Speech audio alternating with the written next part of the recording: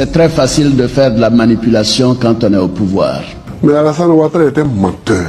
On est marre d'être accusé gratuitement. Mais Alassane Ouattara était menteur. Ma carrière l'a démontré, je ne suis pas un putschiste, je ne suis pas un violent, je n'ai tué personne. Arrêtez d'accuser les gens, de faire des amalgames. Mais Alassane Ouattara était menteur. Et je le répète pour vos auditeurs et pour vos téléspectateurs, il ne faut pas que les gens fassent attention à son esbrouf. Chers partisans, je vous partage les propos de Ouattara Draman sur son parcours scolaire et universitaire lors du Forum de la Réconciliation en 2001 pour prouver par tous les moyens qu'il est ivoirien et qu'on l'accuse sans preuve. Ici, je vous montre combien ce monsieur est un fin stratège menteur, capable de regarder tous ceux qu'il rencontre et leur mentir droit dans les yeux. Continuez de vous abonner, aimer et partager. Suivons ensemble. À Dimokro et ensuite, j'ai suivi mon père à Saint-Loup. Après mes études secondaires, sanctionnées par le baccalauréat en 1962 à Ouagadougou, j'ai bénéficié d'une bourse américaine. La question que se posent souvent les personnes sceptiques est la suivante. S'il n'est pas voltaïque, comment a-t-il pu bénéficier d'une bourse au titre de la Haute-Volta? La réponse est simple. Les bourses offertes pour effectuer des études à l'extérieur d'un pays étaient attachées à cette époque au territoire et non à la nationalité du bénéficiaire. Ainsi, ils sont légion des ressortissants des pays voisins qui ont fait leurs études avec des bourses étrangères offertes à la Côte d'Ivoire. On ne choisit pas forcément dans une classe, ou on ne choisissait pas forcément dans une classe ou dans un établissement scolaire les personnes de la nationalité du pays, mais les meilleurs élèves, même s'ils n'étaient pas des nationaux de ce pays.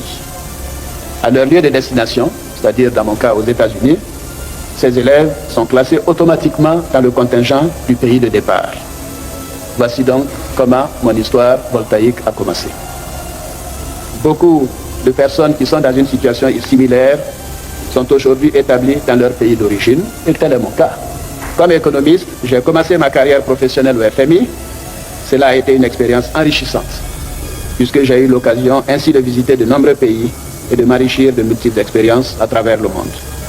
J'ai été heureux d'avoir été recruté quelques années plus tard à la BCEAO, dont le siège était alors à Paris, car cela me donnait l'occasion de travailler enfin pour mon pays.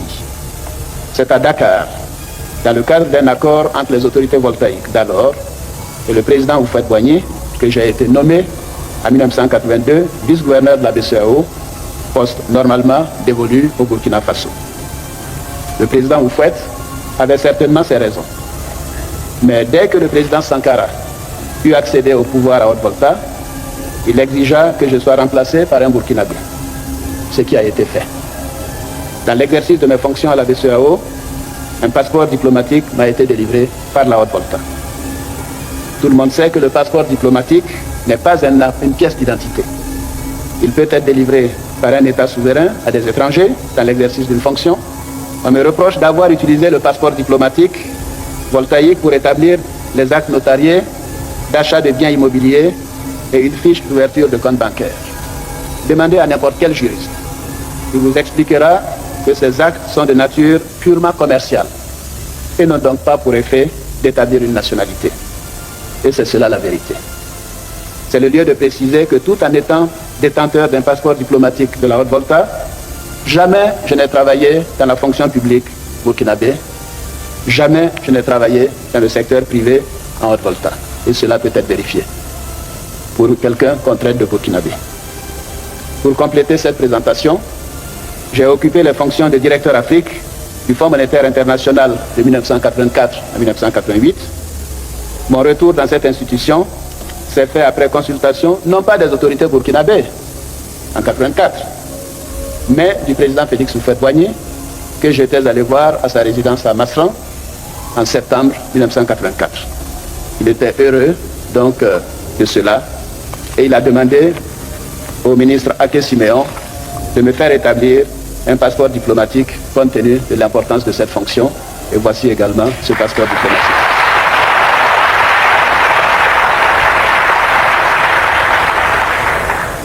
Au décès du gouverneur Abdoulaye Fadiga, à qui je dois beaucoup dans ma carrière, le président Houphouët m'a fait le grand honneur de me rappeler pour assumer cette fois les fonctions de gouverneur de la BCEAO, poste réservé à la Côte d'Ivoire.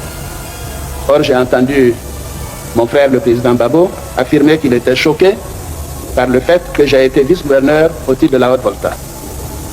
Loin de moi toute idée de polémique, mais il sait mieux que quiconque que la BCEAO est une institution sous-régionale qui appartient à 8 États d'Afrique de l'Ouest, à savoir le Bénin, le Burkina, la Côte d'Ivoire, la Guinée-Bissau, le Mali, le Sénégal et le Togo.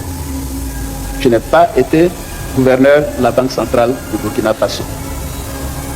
Ceci n'existe pas. J'ai été gouverneur de la BCEAO. Qui mieux que le Burkina Faso a autorité de dire qui est ou non son ressortissant? Le président Blaise Compaoré l'a précisé dans une correspondance que j'ai versée dans mon dossier de candidature au présidentiel d'octobre 2000, puisqu'il fallait le faire compte tenu des dispositions dans le code de la Constitution qui a précédé la Constitution de la Deuxième République. De plus, il y a un autre fait qui me paraît important.